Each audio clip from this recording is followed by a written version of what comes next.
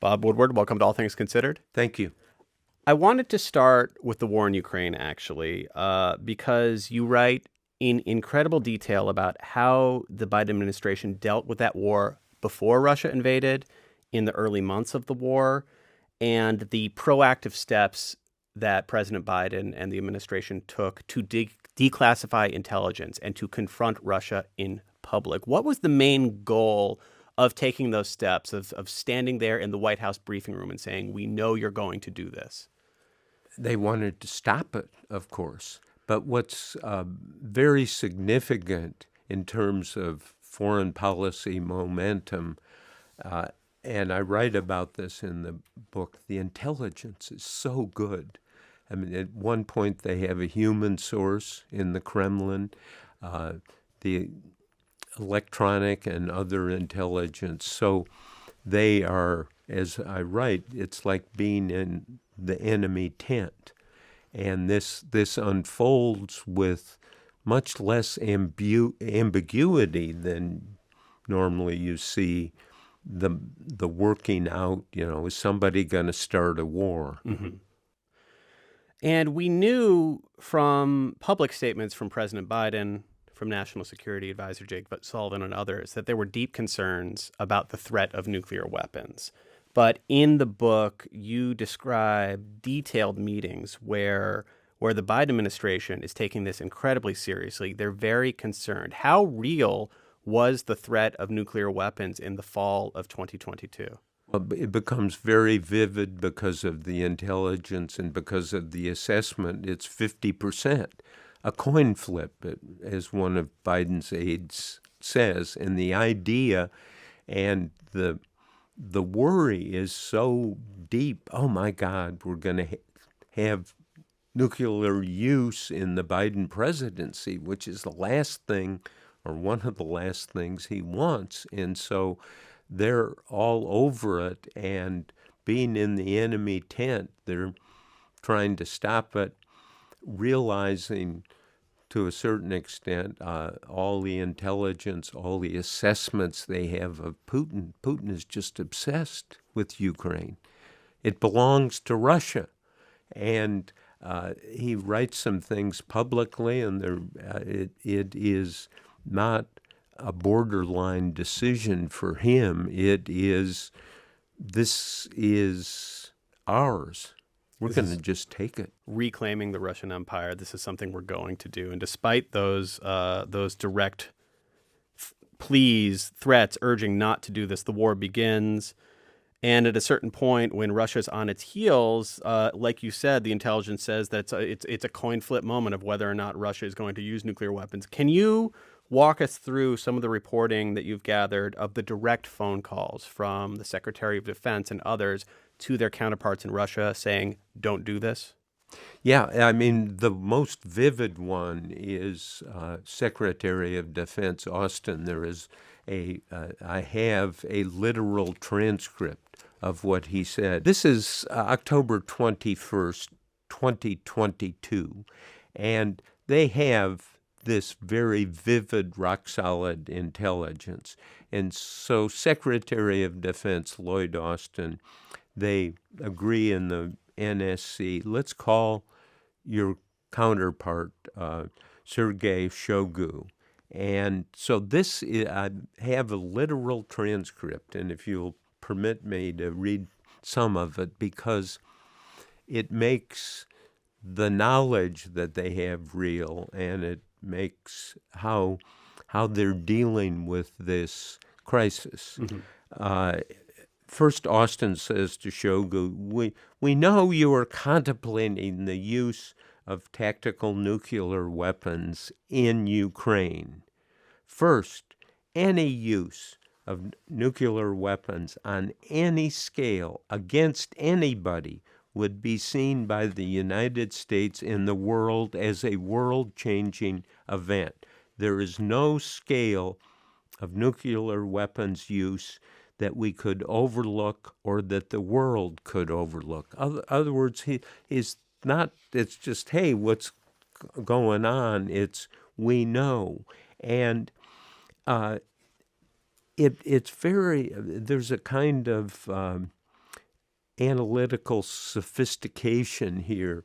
You kind of wonder really happens in these calls. Mm-hmm. And so here it goes on, and Shoigu says, if you did this, all the restraints that we have been operating under in Ukraine would be reconsidered, Austin said. And, quote, this would isolate Russia on the world stage to a degree you Russians cannot fully appreciate. Shoigu says, quote, I don't like kindly to being threatened. Austin says, I think in one of the bluntest kind of open interchanges I've ever learned the details of at this high level. Mr. Minister, Austin said, I am the leader of the most powerful military in the history of the world. I don't make threats.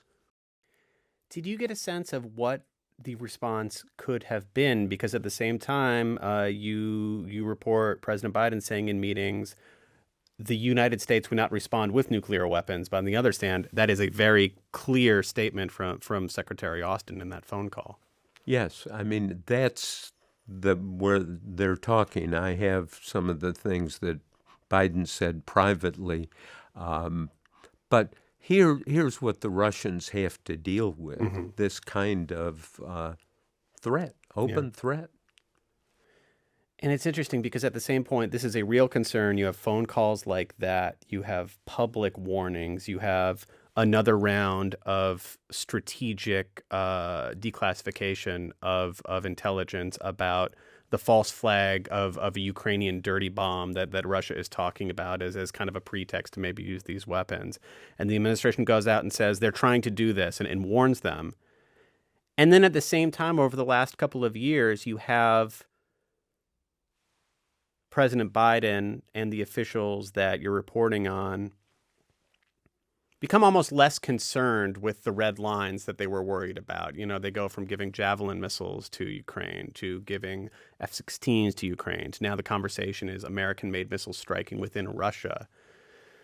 And I don't know, it seems to me that those are almost two things in conflict with each other. They were concerned about the real use of nuclear weapons, and also they seem to be thinking that the red lines that Russia kept laying down weren't necessarily the case. How did those conversations shift? Well, it's a reflection of the way Biden works. Mm-hmm. And he wants to make deals. He wants to smooth the waters, if possible, here. And so he enters in, but, you know, I've spent too much of my life doing national security reporting. The issue of nuclear weapons is kind of like, it is the silent shadow, as I call it, over all of this. And anyone in that world, decision-making world, knows that it's central to prevent that and stop it and not take just the United States or Russia, but the world. This becomes a world-changing issue as discussed here. And so they pull out all the stops, but there is always the contradiction of Joe Biden, let's meet, let's work it out, let's not have a confrontation with a very direct confrontational approach as is outlined in this call. I was very surprised to see that it was so in their face. You were surprised at how serious the threat was, or the direct way that the administration responded to the threat? Both. Yeah. I mean, this is you look at it, and this is potentially historic, and their goal is to make it not historic. I mean, as you said, you've been covering national security for a while now. You've been covering administrations from the Nixon administration on. Was this the most serious nuclear threat that you've reported on? Yes, because they're talking about it, and in dealing with Ukraine and the way Putin looks at this and the doctrine of we can't have a catastrophic battlefield loss, that we have to, if we confront that doctrine, and it lays it out in the book, and there are private calls between the generals on this, in that situation, we are dancing in history in a way, and they know it.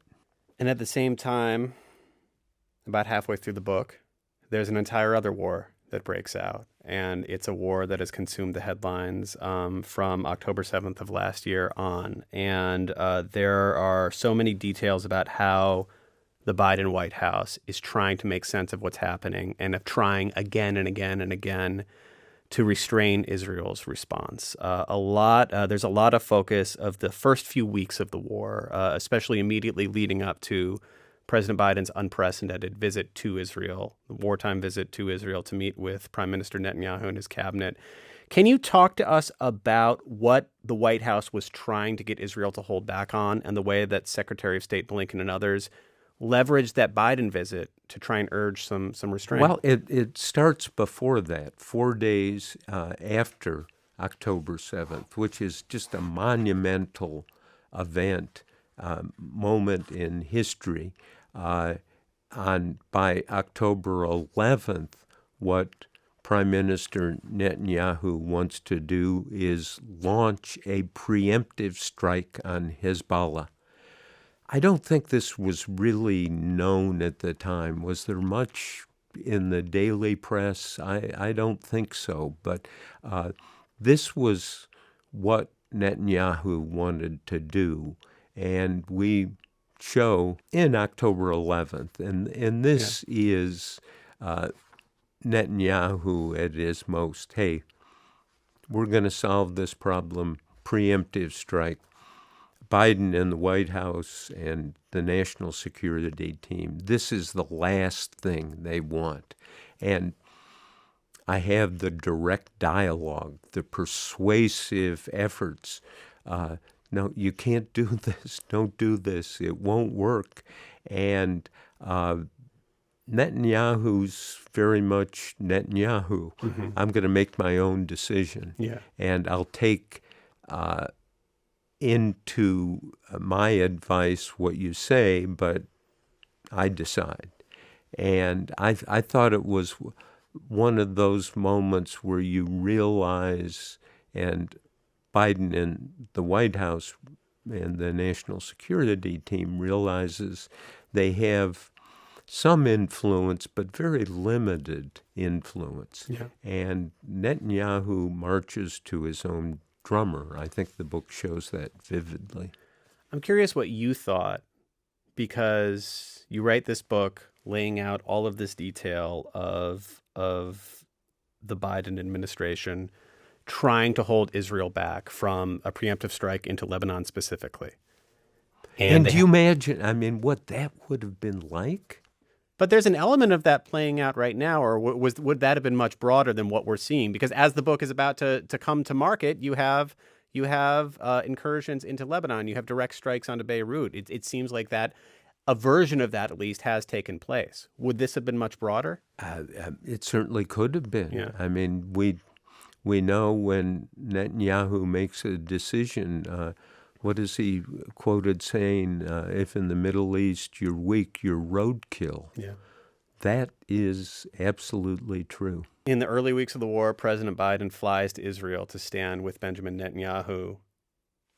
Much later in the book, you have very colorful quotations of President Biden using all sorts of curse words to talk about Netanyahu. Were you able to pinpoint a clear breaking point, or was it a series of events? Well, it's an attitude. Again, these are the private comments normally we don't get, or we get in a memoir 20 years from now, where the president sees Netanyahu as, he says to aides, a liar, a blanking liar. Even at one point says privately to his aides that Netanyahu is a liar, and 18 of the 19 people who work for him are liars. So this reflects the policy, and the policy that Biden laid out, I think is important, and that is it's pro-Israel, but not at all necessarily pro-Netanyahu. What was Vice President Harris's role in all of these big national security conversations, these key moments that we're talking about, the beginning of the Ukraine war, the Russian nuclear threat, the early days of the Israel-Hamas war? She's going to president's school. That's what vice presidents do. And she, as best I can tell, she's at almost all of the meetings. She gets involved, and at one point they're trying to, when they're actually respond to, and within the NSC, they're discussing what to do when Israel has really kind of pushed back Iran. I mean, not kind of, but really eliminated the strike of massive numbers of ballistic missiles. Mm-hmm. And they're in the NSC, and Biden, I think she's remote on a screen, and he says, you know, what should we do? And she's the one who says, take the win. Yeah. Take the win. And Biden goes through his response and literally says, take the win to Netanyahu. That's his theme.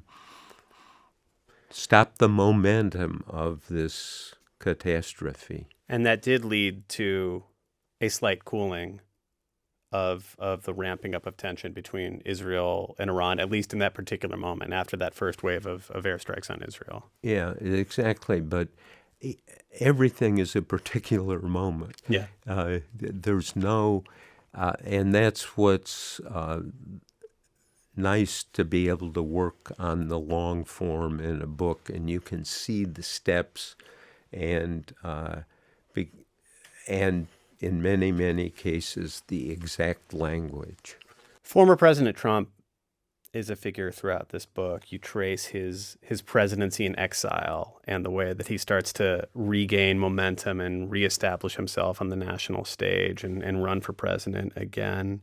You not only quote people like former Joint Chiefs Chairman Mark Milley expressing grave concerns, you at the end weigh in with your own grave concerns about a possible second Trump administration. Yeah, what General Milley, so I think this is in March 2023, so it's last year, not that long ago. Milley says in an interview that Trump is the most dangerous and really gets to the point where he says to me, you have to do something about this. We have to do something about this. Now, remember, Milley's the sitting chairman of the Joint Chiefs talking about the President of the United States. He is so distressed about what he's doing. I mean, my conclusion, and I think it shows it in the book, is that Trump doesn't really understand the presidency, does not understand its full obligations and opportunities, and he continually misses the boat. And there are scenes later with his big supporter, Lindsey Graham, the South Carolina Republican senator, who tries to talk Trump off the ledge, if you will, and at one point says to him, you know, the people who think the earth is flat, the people who think we didn't go to the moon, you've got those people. You need to, and Trump keeps talking, and the I think what's disorienting, even to Trump's own supporters, is this idea that he really won in 2020, and he can't get away from that. And Lindsey Graham, supporter, friend, says, don't keep going back to 2020. People in the Republican Party want to win. And talking about 2020, that's over. That's settled by the courts. It's settled by the reality of Joe Biden sitting in the White House. And Trump is still talking about this obsessively, and even at one point calls Graham and says, oh, he's really proud of himself, said, I only brought up 2020 twice at a recent rally or speech. With Ukraine specifically, there are so many moments that you document where it could have gone either way. It could have expanded into a much more serious confrontation that drew in other countries. There could have been a nuclear exchange. Any sense from the conversations you were having, from the interviews you were doing, how the Ukraine war would have played out differently had Donald Trump been in the White House? I quote Jake Sullivan, the national security advisor for Biden, saying that if Trump had been president, Putin would be in Kyiv now. Why? Because Trump, who loves dictators and the unity of power in one person, would have waved Putin right into Kyiv. There would have been no pushback. Why? And this is what Trump says, or this is what Jake Sullivan says, which has a lot of truth. Trump loves dictators. Mm-hmm. It's almost like there are almost like two Joe Bidens in this book. There is a Joe Biden decisively making calls in the Situation Room in the Oval Office, trying to bring along this NATO coalition. And there is the Joe Biden who, as you report, more than a year before that fateful presidential debate, donors had deep concerns about his appearance at fundraisers, evening fundraisers, where he seemed to go off script and ramble, not be able to complete a thought.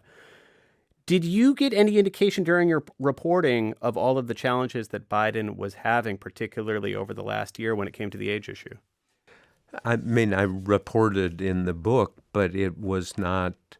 I'm doing the book, and there are a number of references to this, but there was no evidence I had that it was so alarming that, as I have many times gone to my bosses at the Washington Post and said, I'm working on a book, but I have something that should be in the newspaper tomorrow. Yeah.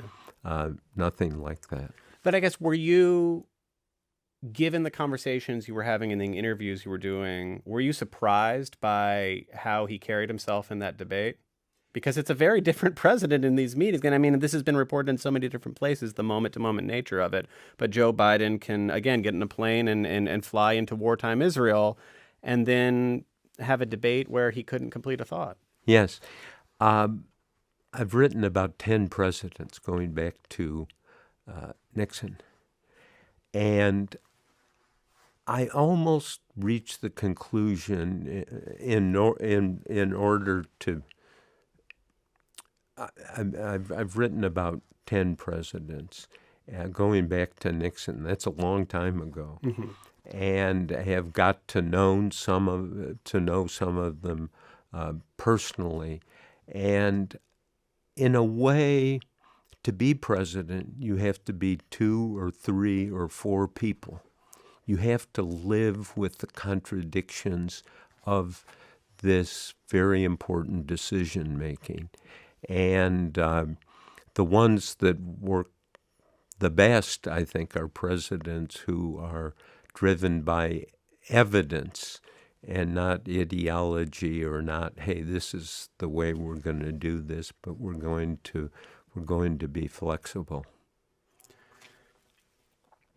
So I give, and at the end, as you may note in the book, I give Biden a great deal of credit for steady leadership and not sending U.S. troops to fight in these wars. You did. It's in an epilogue. You kind of, like you said, give your conclusion to all of it. I've read just about all of your books, and I didn't remember you weighing in that way before. No, that's quite correct. I tried to, but this was so clear, and maybe, not maybe, I definitely am getting older, and as I go around and what do you think? What's your conclusion? You know, in the reportorial curtain comes down. Oh, I'm just a reporter. I'm just a reporter. I think in this case, because I was able to get enough detail about the sequences that it was almost an obligation to tell people, yeah, this is what I think. Yeah. Washington politics has changed so much since you started writing about presidents. Has that changed the way that you report these books? No. I mean, the way to report the book is to report the book and keep calling people, keep doing it, keep going back, keep trying to make sure you give people an opportunity and to state their experience and get notes and documents and take readers as close as possible to not just the language but the emotions that are emitted in these debates. Do you think it's changed the way people read these books or changed the effect of the books on the political scene? That's a big question. I don't know. Because we just seem to be in a world where very few new revelations seem to affect the political consensus. Well, that's fine, but I think they do. I mean, there's in this book is the information that was not known about Trump sending the COVID testing machines, not just the tests, but the machines to Putin, and the discussion he has with Putin about this. And Putin says, don't tell anyone. And Trump, I don't care. And Putin says, no, don't tell anyone because he's looking out. This is an alliance. And, of course, what do? Cover it up. Yeah. And I noticed this morning Vice President Harris was picked up on this. And you could just see her emotions about here we are in this epidemic and the President of the United States is taking expensive, coveted testing machines and sending them to Putin and Russians, and then they cover it up. They agree, as is always said, the cover-up is often worse than the crime. And she, it's a political point she's trying to make, but I saw there was a kind of emotional connection that she was displaying about, what is the process, what is the hierarchy of what I care about evident in that action. The last thing I want to ask is something, we went back and looked at something you told my colleague, Mary Louise Kelly, when your book Rage came out in 2020. And you said that sometimes you almost question what keeps drawing you back into writing another one of these books. How are you thinking about that now? Are you thinking about, hey, there's a new president coming in either way, I better get back to work? Or what's your thought process on what you do next? Well, I'm 81, and every day I learn that I'm not 37. It's different, and but this is a immensely consequential moment, and the moment for the United States is this election. Vice President Harris And there's a scene in this book where it's President Biden saying, maybe Biden, would have the best chance of defeating Trump. And so she's inexperienced. There's no question about that. And so voters, I mean, that's, as you know, reporters, you are inevitably trying to figure out what's in people's minds. I mean, collectively, what are people sitting at home watching all of this debate, convulsion, unpleasantry in American politics? What are they thinking? I don't know. I think it's a very confusing time for people. So, what's the old rule? Report, and then report a little bit more if you can. It solves a lot of those problems when you're trying to figure out what exactly is people are thinking or saying or what's going to happen next. That's journalist Bob Woodward. His latest book out today is War. Thank you so much for coming in. Thank you.